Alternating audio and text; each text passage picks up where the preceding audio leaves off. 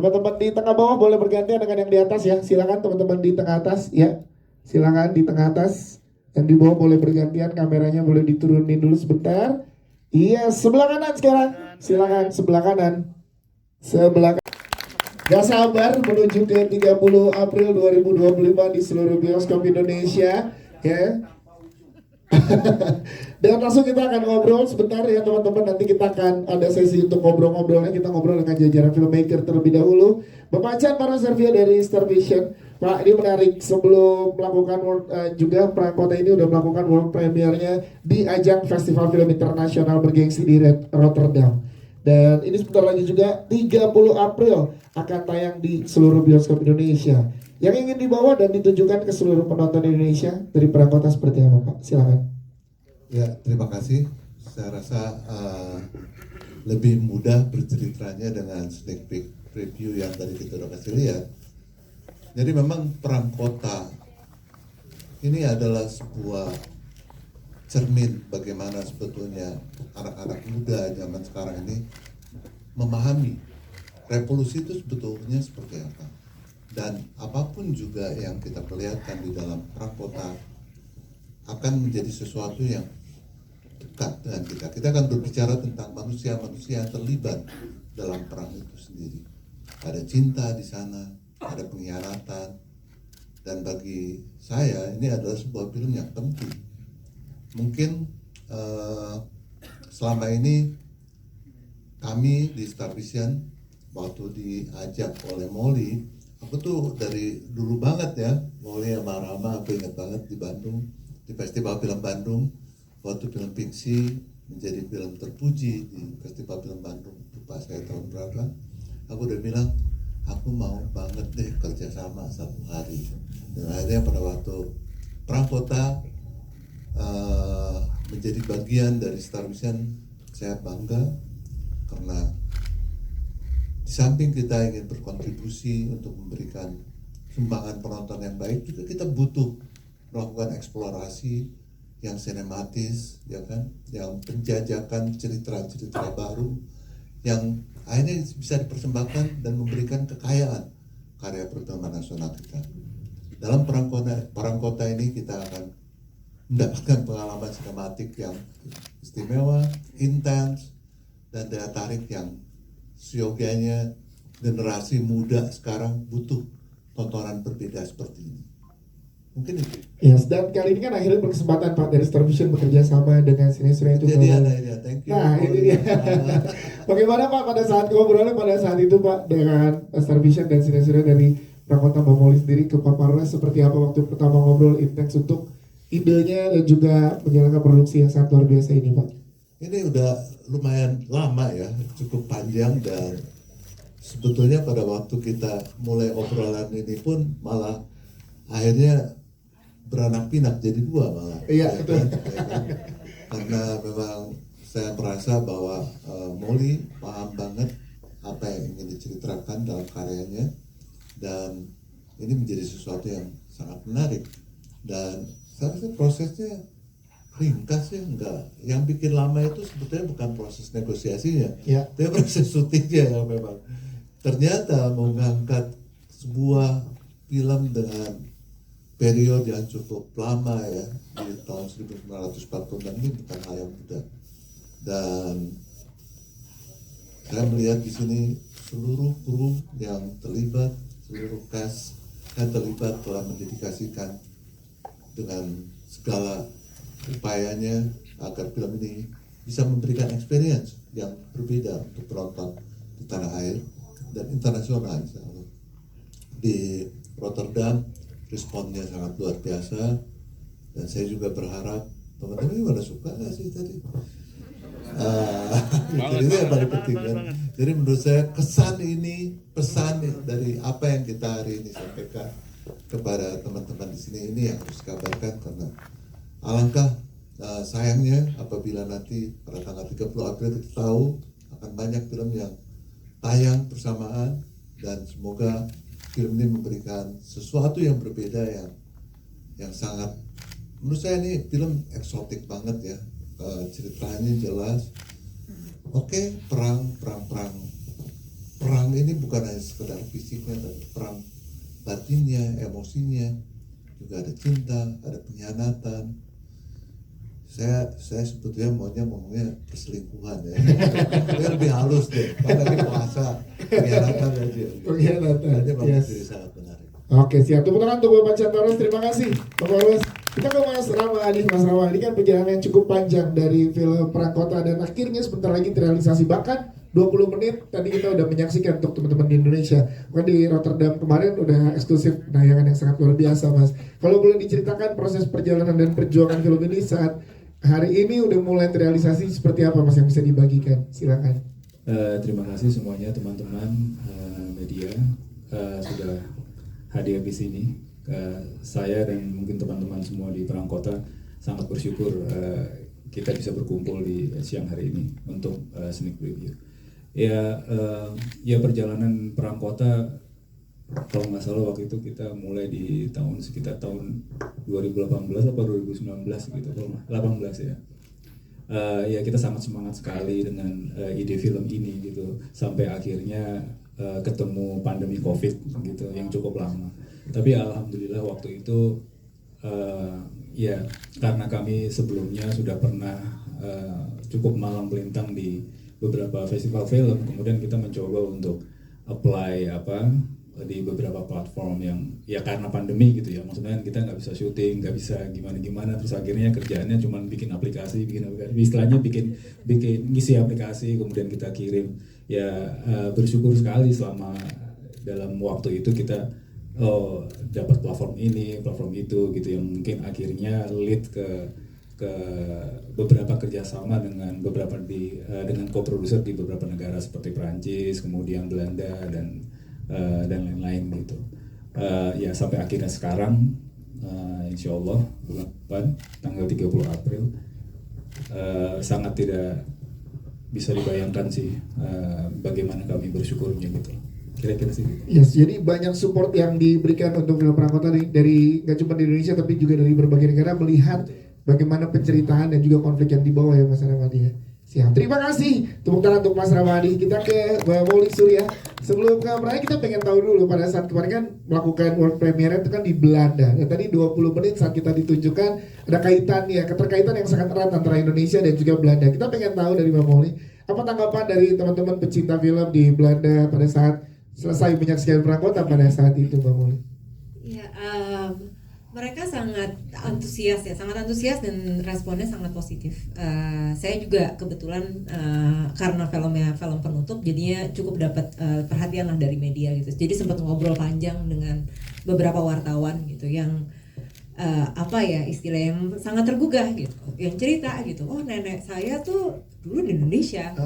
Di Indonesia dan saya melihat ini bisa jadi nenek saya gitu, maksudnya rasanya. Jadi mereka punya kedekatan yang sangat luar biasa sama filmnya juga gitu istilahnya, karena memang karena kita beset di Jakarta pada tahun 1946 ketika Belanda lagi mau masuk lagi ke Indonesia.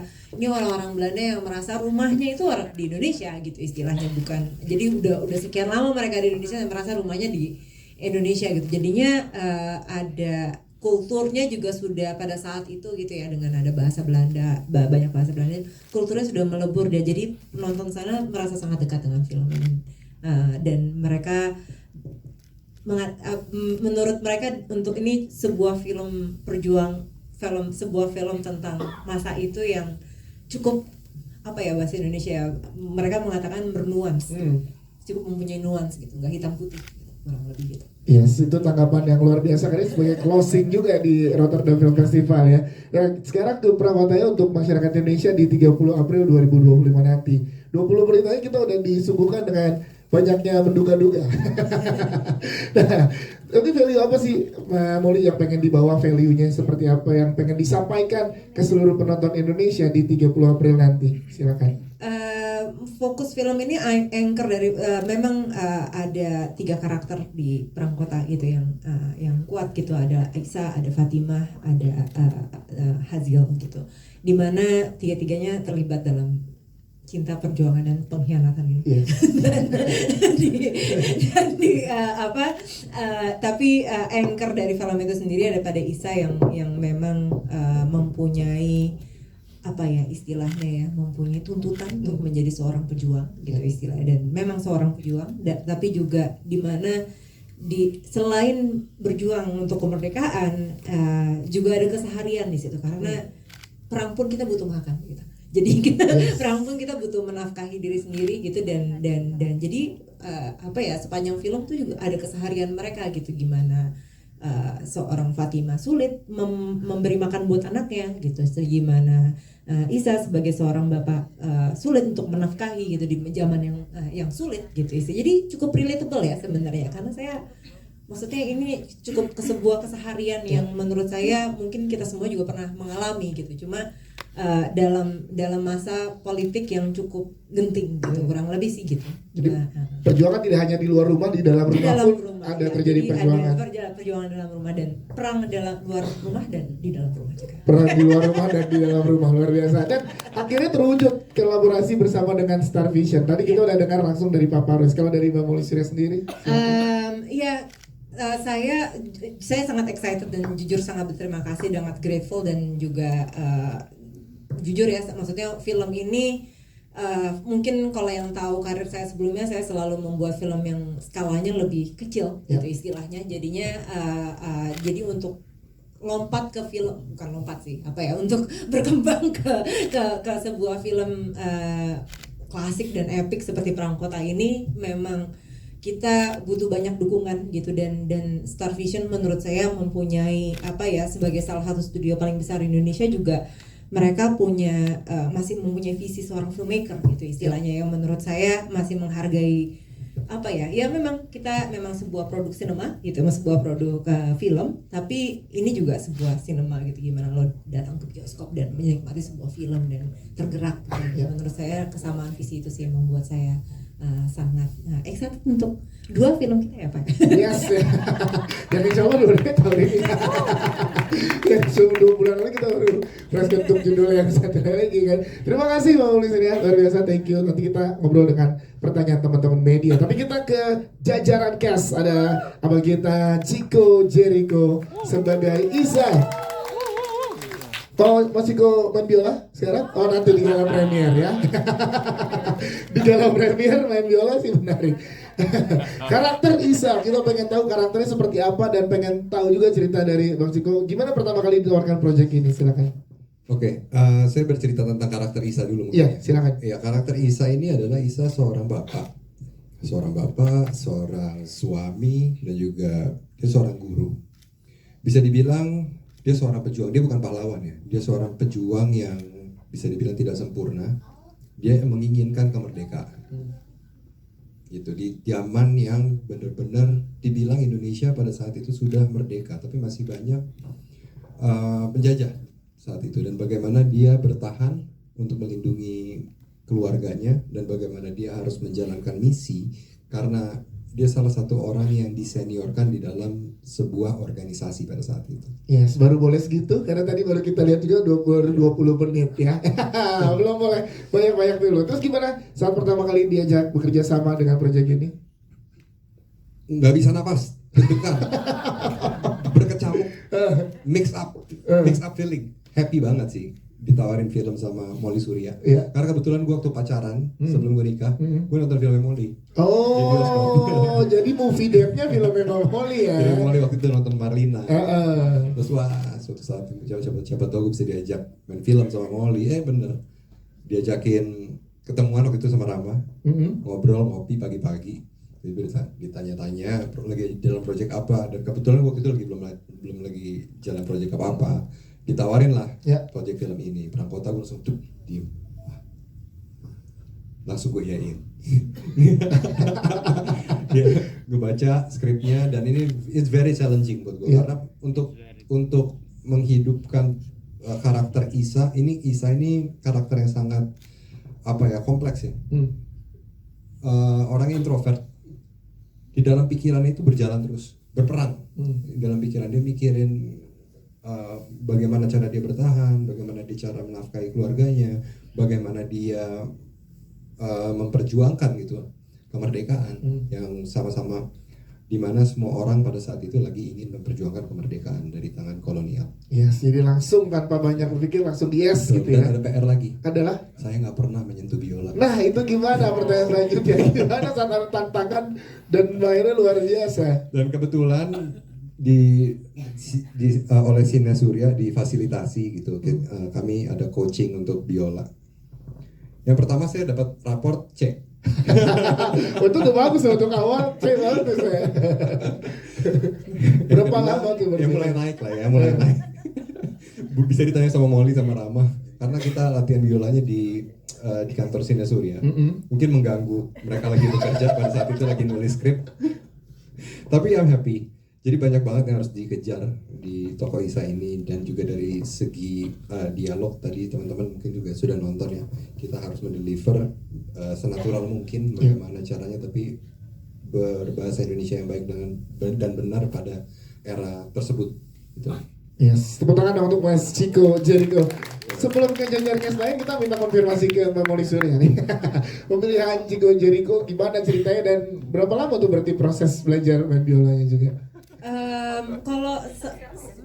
Kalau sama Ciko tuh sebenarnya gue sama Rama udah naksir lama. Oke, Ya. udah Maksudnya, diincer ya. Cuman emang kebetulan kita memang apa ya istilahnya ya belum ketemu peran yang cocok gitu. Jujur waktu itu kita memilih Ciko itu karena mungkin perbedaan, maksudnya kalau sananya baca Isa di skrip itu tuh beda banget sama Ciko. Ya. Beda banget, beda. Mungkin 180 derajat berlebihan nggak? Berlebihan. Cuma maksudnya lumayan cukup berbeda gitu istilahnya gitu. Kalau Ciko kan supel gitu, sedangkan Isa tuh yang diam, jarang ngomong gitu. Seperti karakter utama gue di film-film gue. Terus, jadi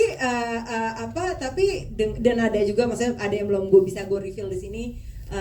Peran dia sebagai laki-laki, dan menurut saya tuh gimana ya, karena perbedaan karakter itu dan juga dengan kecakapan beraktingnya dia bisa memberikan dimensi yang berbeda gitu. Yes. Kepada perannya gitu. Tidak ada layer satu lagi gitu. Nah, pun pada saat mempelajari biola ya, berarti itu secara bersama karena kan harus masuk banget tuh berarti. Oke, siap. Terima kasih sudah dikonfirmasi langsung Bang Ciko. Kita ke Ariel Tatum sekarang. Tepuk tangan dong sebagai Fatimah. Boleh diceritakan karakter Fatimah dijelasnya gimana, karena tadi menimbulkan banyak pertanyaan setelah 20 menit kita sneak preview, dan pada saat ditawarkan proyek ini seperti apa? Silakan Ariel Tatum. Fatimah menurut saya bukan hanya sosok perempuan di tengah medan perang, tapi adalah seorang istri yang layak dicintai.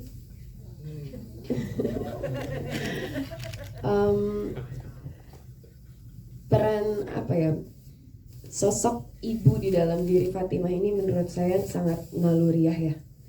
Tapi di dalam situ juga banyak sekali layer kompleks yang luar biasa, yang saya diberikan kepercayaan luar biasa untuk membantu mengisi bersama selama proses workshop.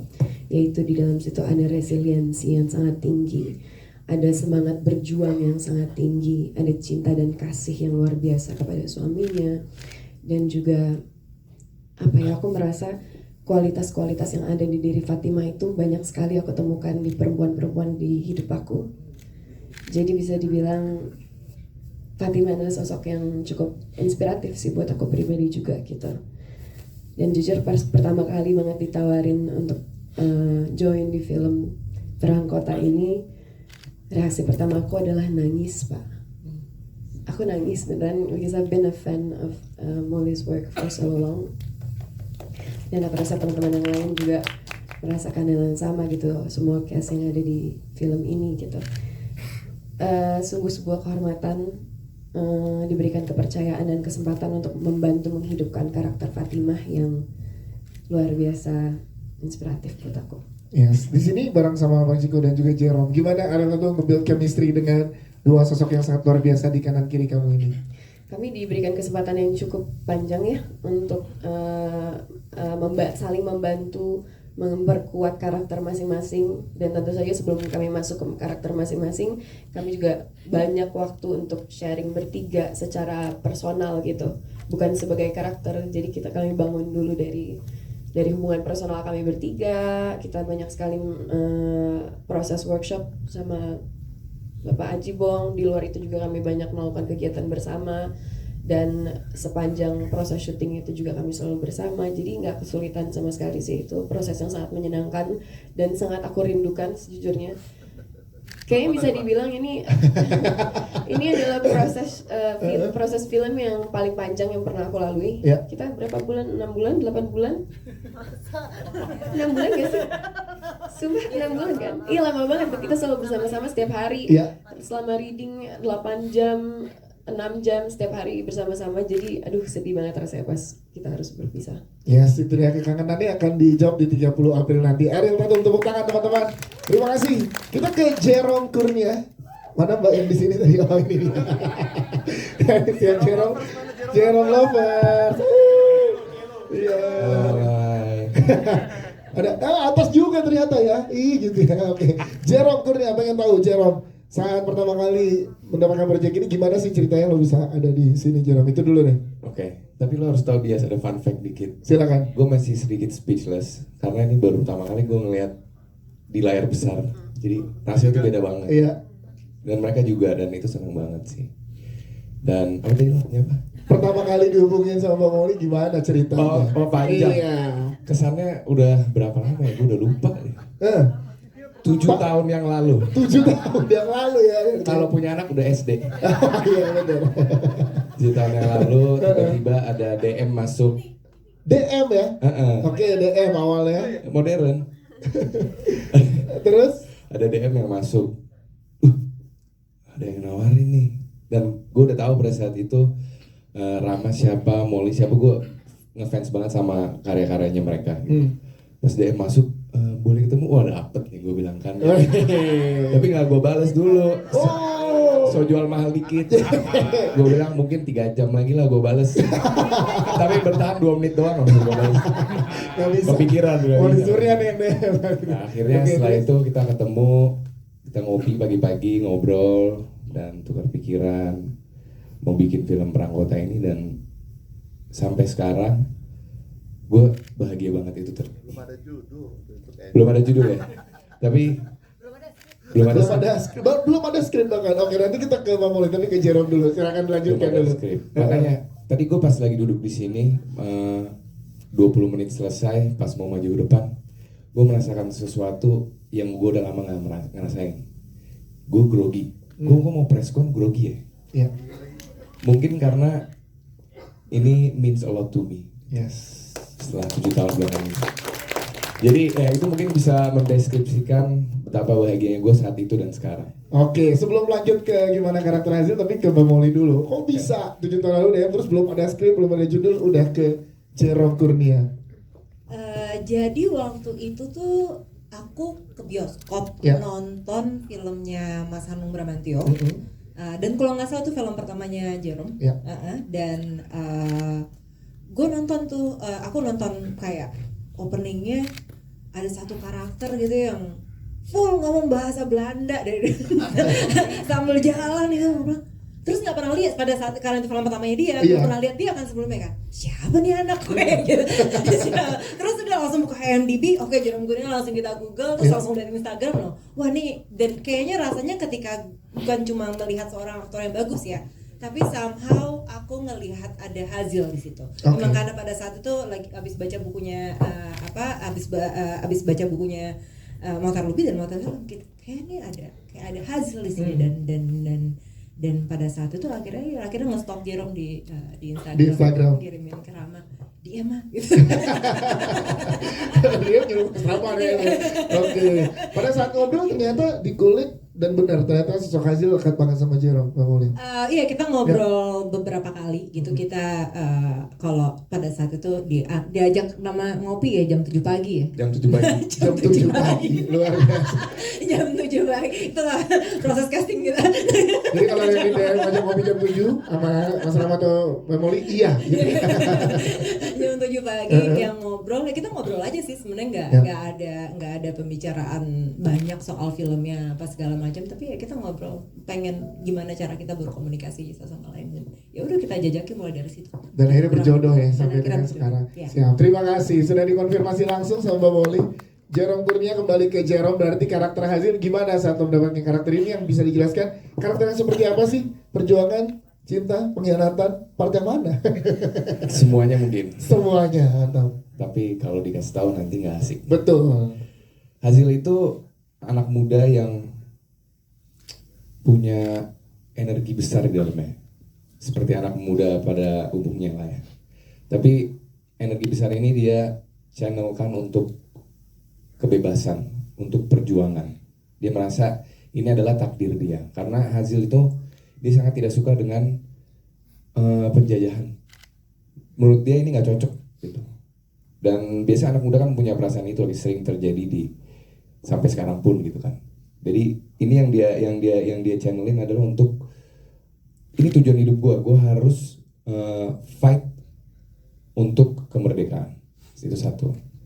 Dan kedua, mungkin tadi udah sempat bisa dilihat dalam 20 menit ke belakang, Hazil itu datang bukan dari background yang modest, tapi dia adalah orang yang sangat privilege. Thank you. Dia orang yang sangat privilege. Tapi dari situ kita bisa melihat, nih anak privilege, tapi kok mau melakukan hal-hal yang seharusnya bisa aja dia oke, gue privilege, gue di rumah aja, gue nggak ikut campur gitu kan. Tapi di situ kita bisa melihat bahwa dia mempunyai fight yang sangat tinggi, dia mempunyai tujuan, dimensinya banyak lah. Waduh, Jadi menarik, dimensinya akan diungkap lagi di 30 April nanti ya, Jerome ya. Dan setelah itu juga yang mau gue sampaikan adalah Hazil ini dia mempunyai sahabat yaitu Isa. Ya. Dan bersama-sama kita bisa lihatlah nanti antara kita bertiga siapa yang berjuang, siapa yang bercinta, siapa yang mengkhianat. Wow, siap, terima kasih Jerome. Terakhir mungkin sebelum ke teman-teman media kembali bekerja sama dengan Star Vision juga kali ini, Jerome gimana rasanya? Bahagia karena saya itu langganan. Iya, betul. Semoga ya. Semoga. Amin. Pengennya langganan. Iya, amin. Dan selalu bahagia bekerja sama Star Vision karena aku selalu mendapatkan apa yang aku butuhkan sebagai aktor. Ya. Waktu yang cukup, bantuan yang cukup, dan itu sangat penting. Karena contoh kalau Ciko harus belajar Biola gitu, nggak bisa belajar itu cuma dalam waktu 2 minggu, ya. kecuali jenius banget. Tapi kita harus dikasih waktu dan ritme yang tepat, dan itu yang aku dapatkan dari Star Vision menurut aku. Dan juga dari Sina Surya. Siap, terima kasih tepuk tangan untuk teman-teman cast dan juga jajaran filmmaker. Tapi kita akan berikan kesempatan ke teman-teman